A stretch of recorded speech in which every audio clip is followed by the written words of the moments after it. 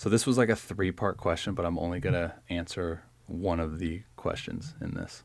Sorry, dude, but I only have so much space for like one line. I couldn't fit it. But I think the best question out of the 3-part question was how do you come back after a bad inning? How do you bounce back from after a bad inning?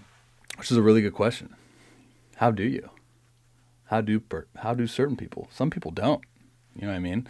Some people so this is the difference. I get asked a lot as far as like what is the major difference from the guys in the big leagues to the guys in the minor leagues to the guys in independent baseball to the guys who didn't get to play pro ball. What are the biggest differences? And I think the biggest thing that jumps out is it's not really like physical component, right? Like there's guys in indie ball now throwing 100 without getting signed. It's not necessarily the physical component. It's their ability to quickly make adjustments and turn the page and have that short-term memory loss and just get back on the horse, dude, and just get going. Like it's so easy said than done. You know what I mean? Like it's so much easier. Like, oh hey, like turn the page, it's over. But like, dude, you just gave up, say, a 4 spot in an inning. Your outing's ruined. You know your ERA's ballooned. So it's like it's so hard to get that out of your head. But I'll tell you, man, those guys that do it at the highest level and they do it on a consistent basis, they just have an ability to flip the switch and just be like, all right, it's over. I acknowledge that it wasn't good. I can kind of consume that information that allows me to learn from it and get better from it.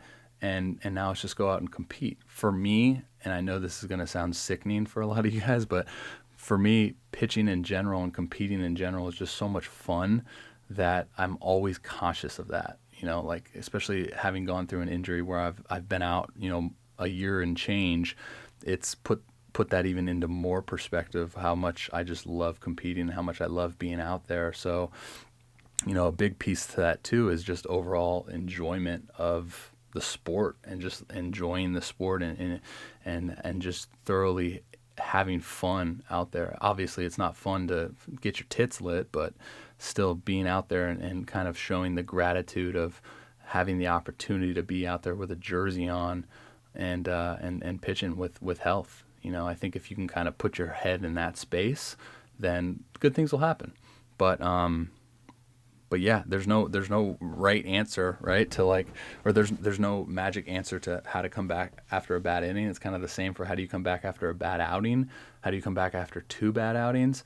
It's the process is simple. Like you do whatever it takes to be the best version of yourself that you can be, as far as your work, your recovery, your training, your nutrition, all of those things. You check all of those boxes off, and you control the controllables, and then you go out there and you freaking lay it all on the line. You be a good teammate. You respect the game, and if you get lit up, like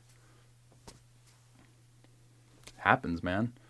But you continue to just enjoy that process of day in and day out checking those boxes, and it'll make yikes it'll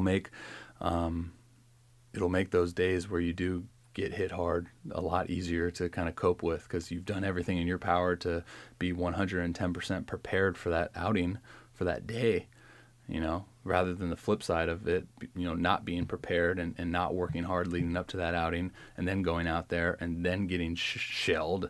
That's where we have a problem. So check the boxes, keep your head down, respect the game, be a good teammate, and good things will happen. So good question. Hopefully took something from that.